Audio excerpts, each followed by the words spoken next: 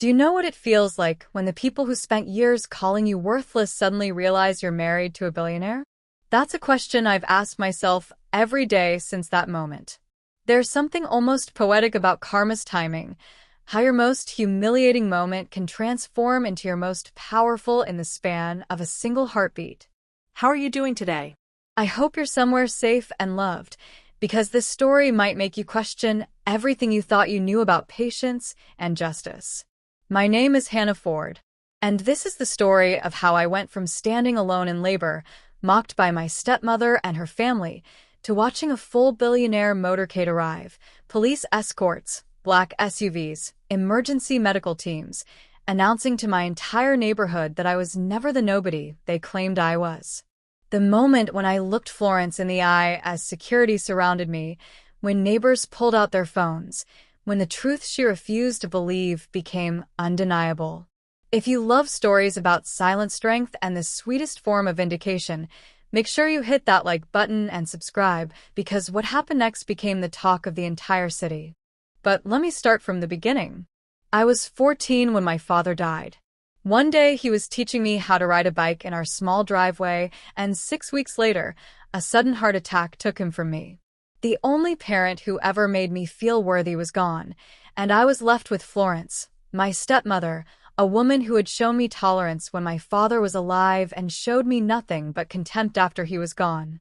I believed things would eventually improve. That grief had temporarily hardened her heart. That she would eventually see me as family. That the promise she made to my father to care for me actually meant something. That her biological children might one day stop treating me like an outsider. I was young, desperate to belong, and clinging to any fragment of hope. Those were the lies I told myself while sleeping in the smallest bedroom at the back of the house, the one that had been a storage closet before I moved in.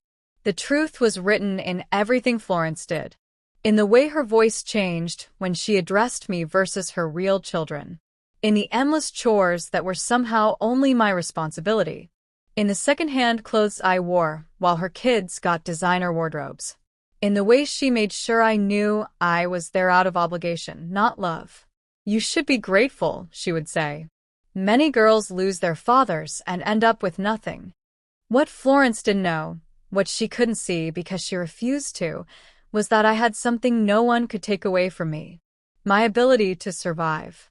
My quiet determination. And eventually, a love that would prove her wrong about everything.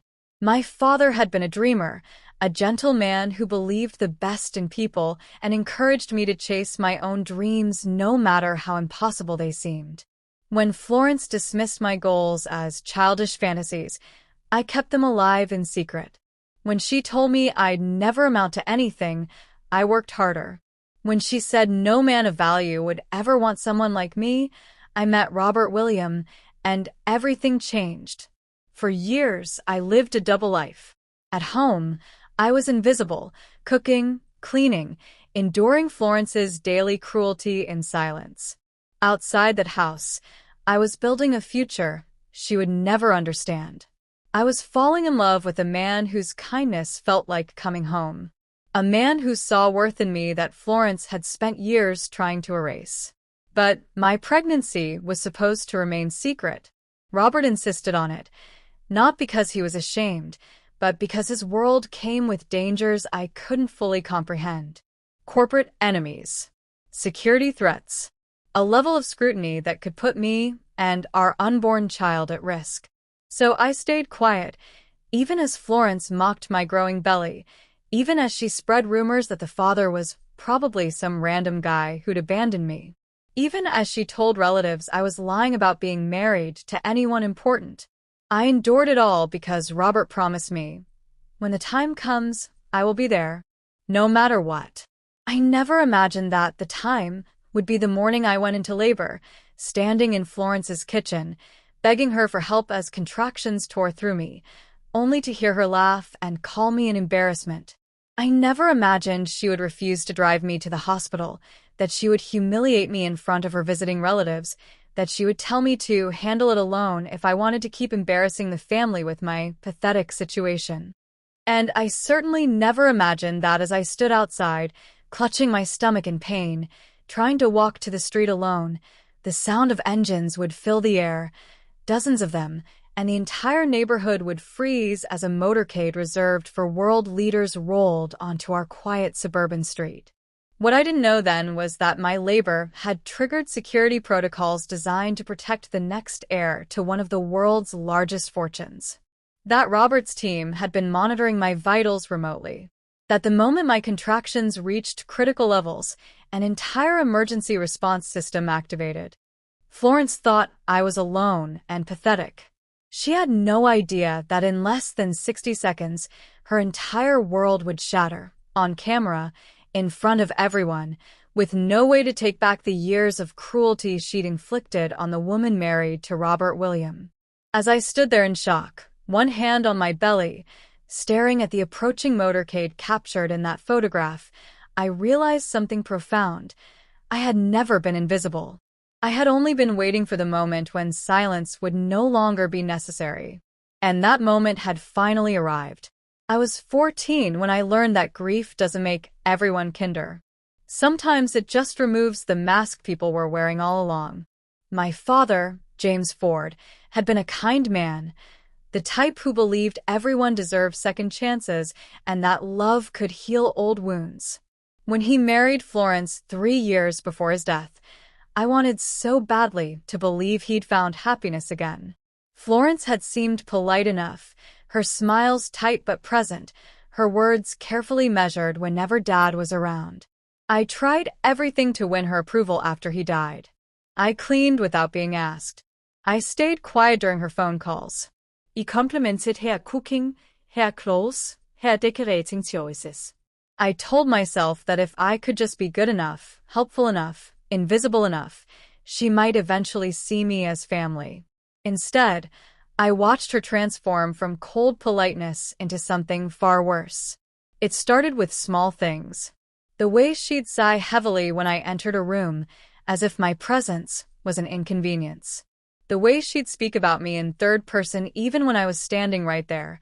She needs to learn not everyone gets what they want. Within months, the snide remarks became daily occurrences. Could you walk any louder? Some of us are trying to think. That shirt makes you look desperate for attention. Your father always did have a soft spot for lost causes. Her biological children, 2 teenagers named Marcus and Lillian, took their cues from her. I was excluded from family movie nights, told there wasn't enough room at restaurants, left behind when they went shopping. When I asked if I could join their holiday traditions, Florence smiled coldly and said, "Those are for real family, dear." But it was her obsession with appearances that truly suffocated me. She critiqued everything. The way I stood, "Stop slouching, you look like a beggar." The way I spoke, "That voice is too quiet, nobody respects weakness." The second-hand clothes I wore, "You're embarrassing this household." I learned to move through that house like a ghost. I learned which floorboards creaked and avoided them. I learned to eat quickly and leave the table before Florence could find fault with my table manners. I learned that silence was safer than speaking, that invisibility was better than being seen. I was 16 when I got my first job, a weekend position at a small bookstore downtown. I told Florence it was for spending money, but the truth was different. Every dollar I saved was a dollar toward freedom, toward college, toward a future where I wouldn't need her permission to exist. It was my first act of rebellion, small and secret. I had no idea that 2 years later, I'd walk into a cafe and meet someone who would change everything, someone who would see me when everyone else looked through me. Someone named Robert William. I met Robert William on an ordinary Tuesday afternoon at a cafe 3 blocks from the bookstore where I worked. He was sitting alone by the window, dressed in a plain gray sweater and jeans, reading a worn paperback. Nothing about him screamed wealth or power. He looked like any other customer, quiet, thoughtful, perhaps a little lonely. When I brought him his coffee, he looked up and smiled. "Thank you," he said, and something in his voice made me pause. Genuine warmth, the kind I hadn't heard in years. We started talking that day, small talk at first, about books and weather and the best pastries the cafe offered. He came back the next week. And the week after that. Always alone. Always kind. Always asking questions about my life with the sort of attention that made me feel like my answers actually mattered. "You have a gentle soul," he said one evening as we walked through a nearby park after my shift. "It's rare. People don't appreciate gentleness enough." I laughed, embarrassed. Gentle is just another word for weak where I come from. "Then you've been around the wrong people," he said simply. Over months, our friendship deepened into something I hadn't expected: love. Real love. The kind built on long conversations about dreams and fears, on shared silences that didn't feel empty, on someone finally seeing me as whole rather than broken. It wasn't until our 6th month together that he told me the truth.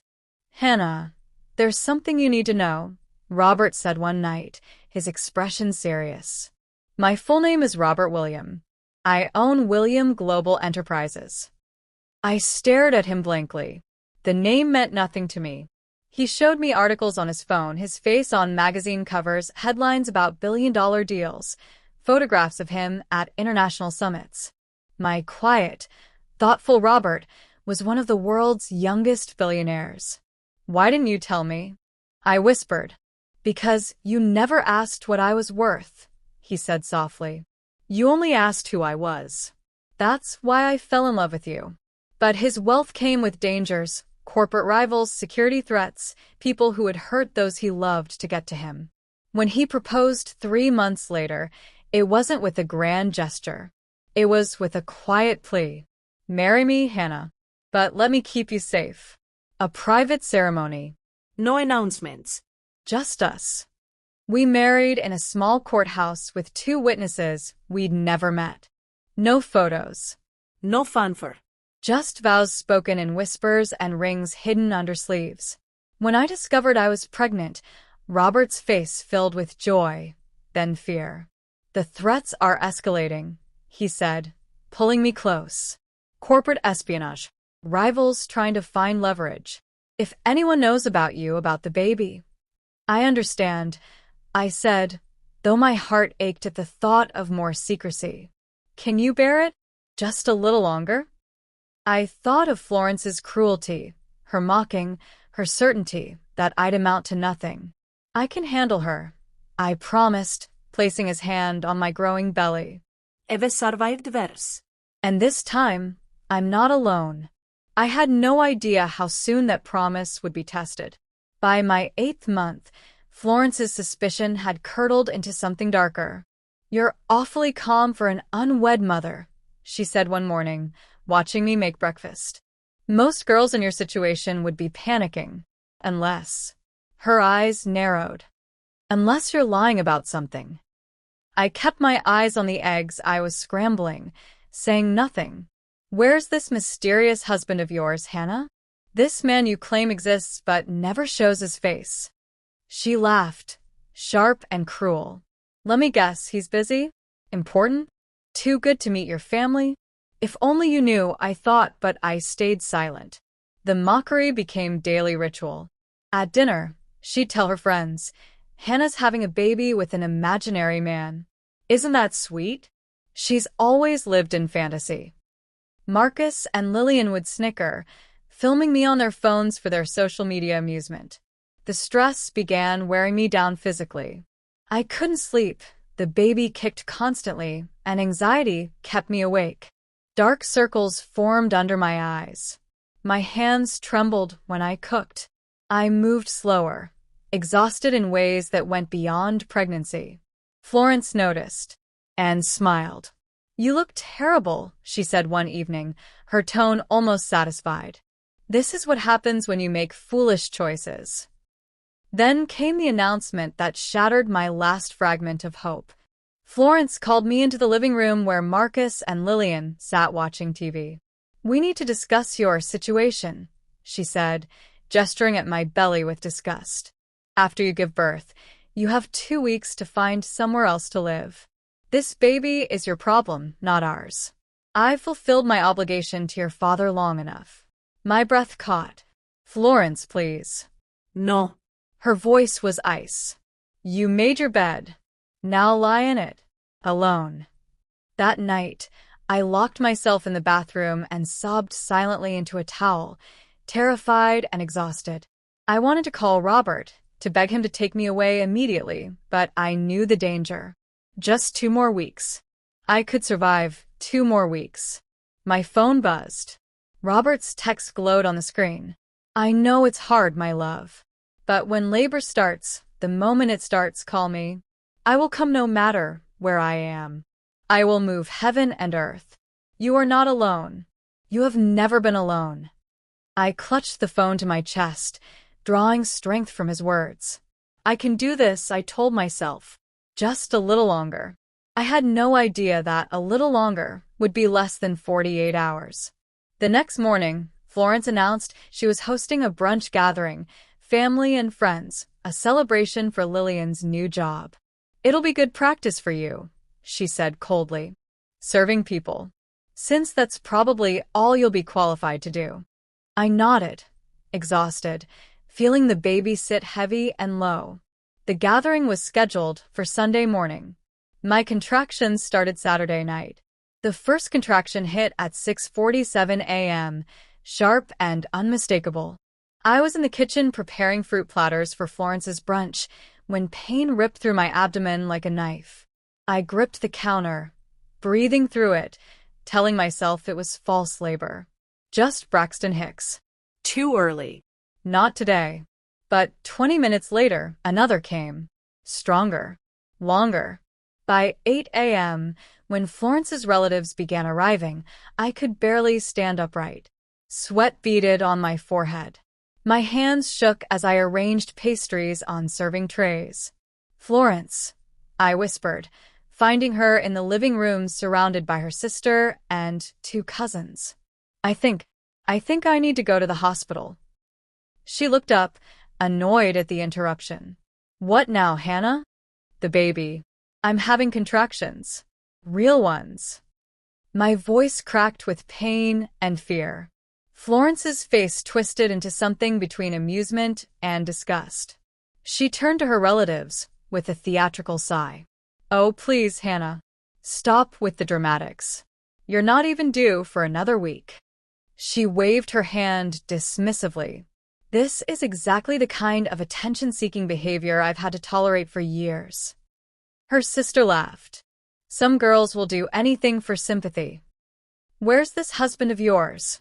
One cousin asked, smirking. Shouldn't he be rushing to your rescue? Another contraction seized me. Harder, longer. I doubled over, gasping, clutching my belly with both hands. Hannah. Florence's voice was sharp now, angry. You're embarrassing yourself. And more importantly, you're embarrassing me in front of my family. Florence, please. I could barely speak through the pain. I need help. I need to get to. No man is coming for you, Florence said coldly, cutting me off. No husband. No rescue. You've been lying to save face, and frankly, it's pathetic. Marcus appeared with his phone raised, recording. This is going to get so many views, he muttered, grinning. The relatives whispered among themselves, watching me like I was entertainment. She always was dramatic. Probably just wants attention. Poor Florence having to deal with this. I straightened up, tears streaming down my face, one hand pressed protectively over my belly where my baby kicked frantically. Another contraction was building. I could feel it coming. If you embarrass this family today, Florence said, her voice low and venomous, don't bother coming back. Handle your mess alone, Hannah. Just like you'll be handling that baby alone. The room fell silent except for a few muffled laughs. I looked at their faces, Florence's contempt, Marcus filming, the relatives watching with casual cruelty, and realized with devastating clarity that no amount of begging would change their minds. So I turned and walked toward the front door. My legs trembled. Pain radiated through my entire body. But I forced myself forward, one hand on my belly, the other reaching for the doorknob. I stepped outside into the morning sun, alone and terrified, starting down the driveway toward the street. And that's when I felt it. A vibration, deep and rhythmic, growing stronger. The ground beneath my feet began to rumble with the unmistakable sound of engines. Dozens of them. The rumble grew louder, deeper, impossible to ignore. Neighbors stepped onto their porches, confused. Curtains pulled back. Phones appeared in hands. The sound was overwhelming, engines roaring in perfect synchronization, filling the quiet suburban street with authority and power. Behind me, I heard Florence's voice, sharp with irritation. "What is that noise?" I stood frozen in the middle of the driveway, one hand clutching my belly, the other pressed against my chest as another contraction threatened. I couldn't move, couldn't breathe. Then they appeared. Around the corner, in perfect formation, police motorcycles with lights flashing, flanking both sides of the street. Behind them, a line of black SUVs with tinted windows, moving with military precision. Tactical security vehicles. An ambulance. More motorcycles bringing up the rear. A full motorcade. My mouth fell open. My eyes went wide with shock and disbelief, the exact moment captured in that photograph. This couldn't be real. This couldn't be happening. "Oh my God," someone whispered.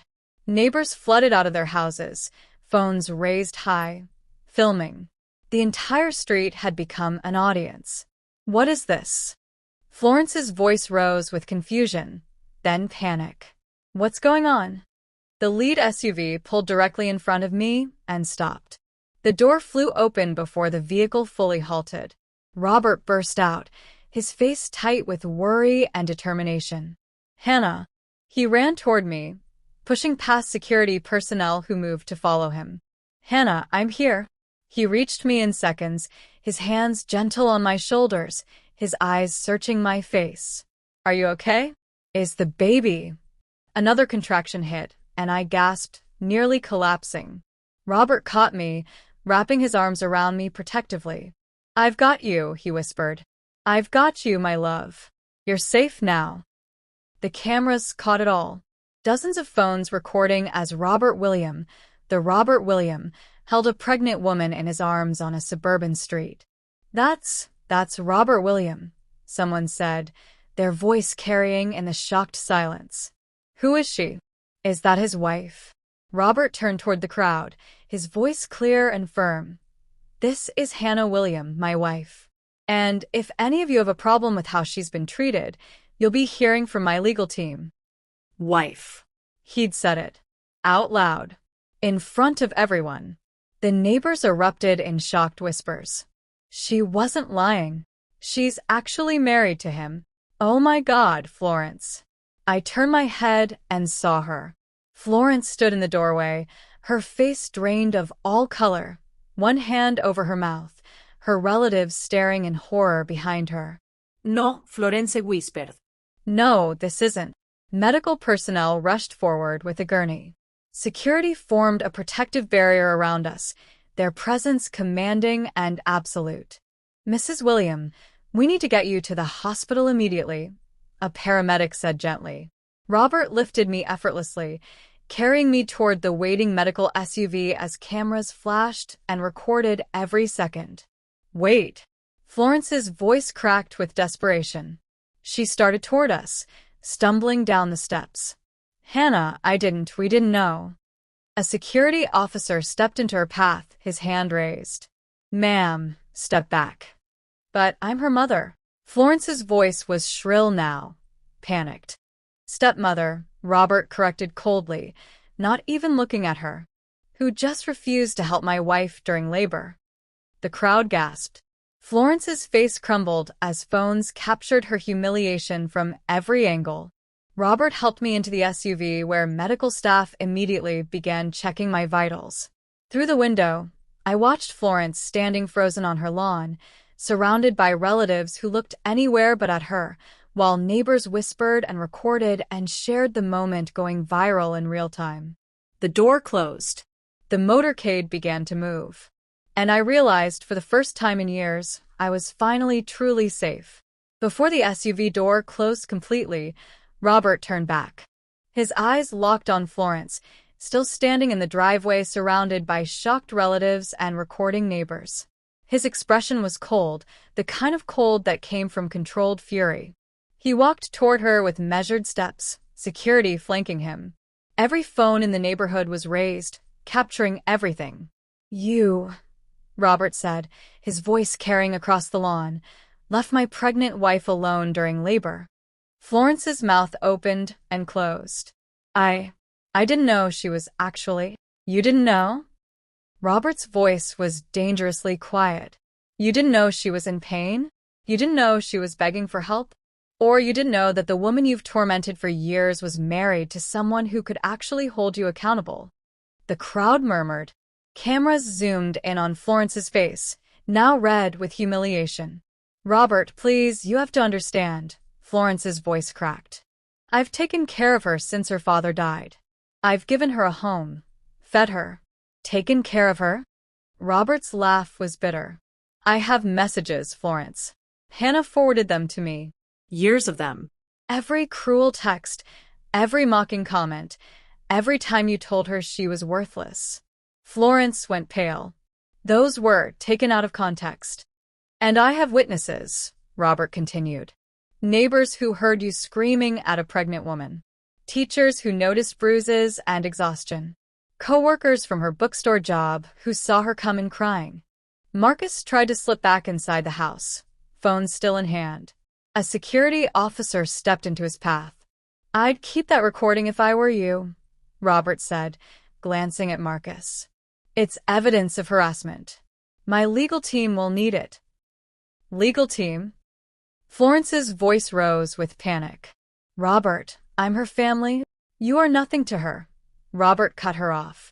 "As of this moment, you have no access to Hannah or our child.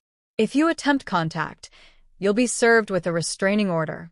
If you speak to the media, you'll be sued for defamation.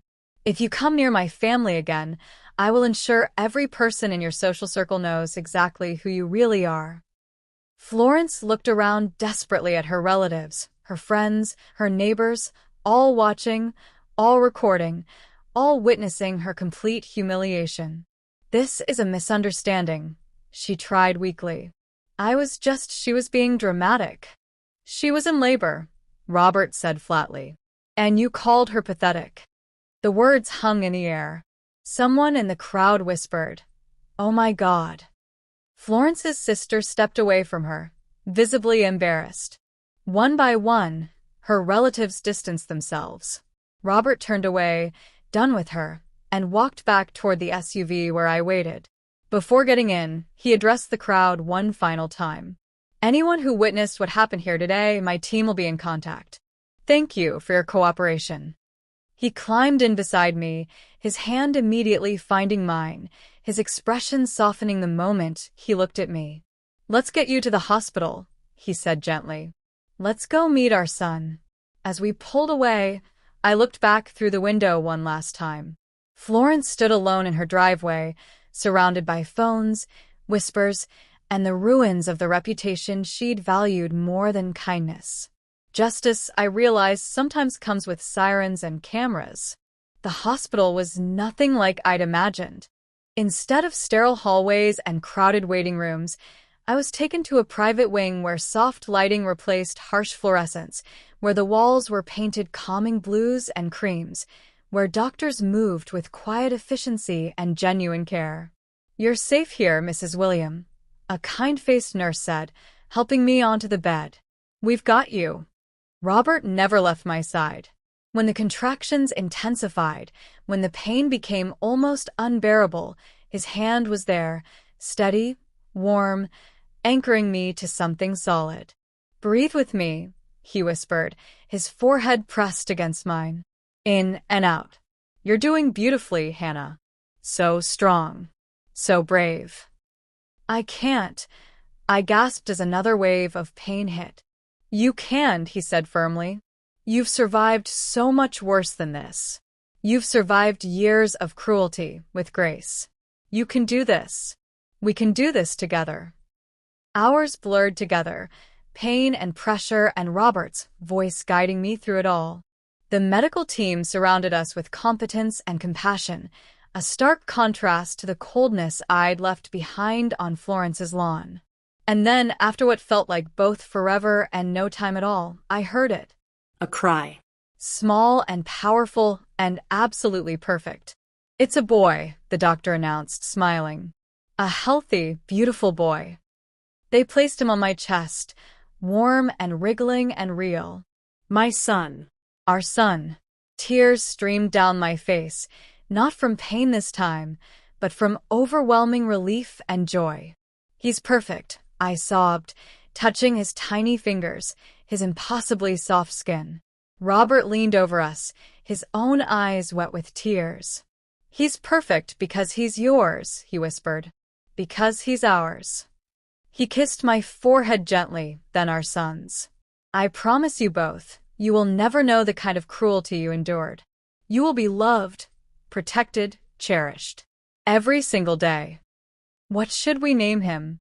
I asked, looking up at Robert through happy tears. Robert smiled, brushing a strand of hair from my face. "James," he said softly. "After your father. James Robert William." My breath caught. "Really?" "He gave you strength when you had nothing else," Robert said. "Our son should carry that legacy." I nodded, unable to speak, holding baby James close as Robert wrapped his arms around us both. Outside this room, I knew chaos was unfolding. Florence's reputation crumbling, videos going viral, the world discovering the truth. But in this moment, in this quiet bubble of warmth and safety, none of that mattered. What mattered was this: I was no longer alone, no longer invisible, no longer worthless.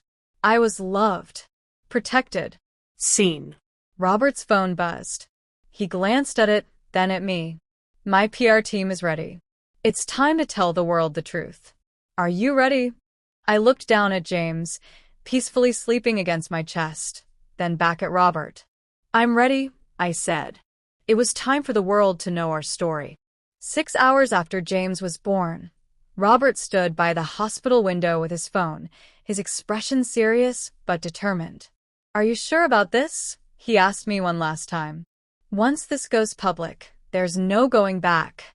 I looked down at James sleeping peacefully in my arms, then back at Robert. "I'm sure. The truth needs to be told." He nodded and pressed send. Within minutes, the statement appeared across every major news outlet. "I am pleased to announce the safe arrival of my son, James Robert William, born today to my wife, Hannah William. Both mother and child are healthy and resting comfortably. We ask for privacy during this precious time as we celebrate our growing family." The media exploded. Robert William, one of the world's most private billionaires, had a wife and a son, an heir to a fortune worth billions. But it was the second wave of coverage that changed everything. Investigative reporters, sensing a bigger story, began digging. They found the viral videos from that morning: Florence refusing to help a woman in labor, the neighbors' shocked reactions, Robert's public confrontation. Within 24 hours, the narrative had shifted completely. Florence tried to control the damage. She gave an interview to a local news station, her face carefully composed, her voice dripping with false emotion. "I raised Hannah like my own daughter after her father died," she claimed. "I'm hurt that she would paint me as some villain. I'm simply asking for fair compensation for the years I supported her." She was demanding money, payment for raising me. The internet tore her apart. Robert's legal team released the evidence: years of text messages showing Florence's cruelty, recordings of her mocking me, witness statements from neighbors and former teachers describing my isolation and exhaustion. Marcus's own video of me in labor, which he'd posted for laughs, became evidence of harassment. Florence's social circle evaporated overnight. Her boutique friends stopped returning calls. Her relatives distanced themselves publicly. Local businesses refused her patronage. She became a cautionary tale, the woman who tormented a pregnant billionaire's wife and faced the consequences. Meanwhile, my life transformed in ways I'd never imagined. Robert moved us into his penthouse overlooking the city, a home filled with warmth, light, and safety. A nursery painted in soft blues. A library for me. Space to breathe and heal and finally live without fear. "You'll never go back to silence," Robert promised one evening as we sat together, James asleep between us. "Never back to being invisible. You are seen, Hannah. You are loved. And you are free." I looked around our home, at my husband, at our son, and felt something I hadn't felt in over a decade. Peace. Florence had spent years trying to make me believe I was worthless, that no one would ever choose me, that I deserved nothing but cruelty. She was wrong about everything. Because in the end, I didn't just survive her cruelty, I transcended it. I found love that protected me, strength I didn't know I had, and a future brighter than any I dared imagine. The girl who was mocked during labor became the woman the world couldn't stop talking about. The stepmother who sought power through cruelty lost everything to her own karma. And me? I finally learned what it felt like to come home. What do you have to say about this story? Kindly write it in the comment and subscribe for more stories.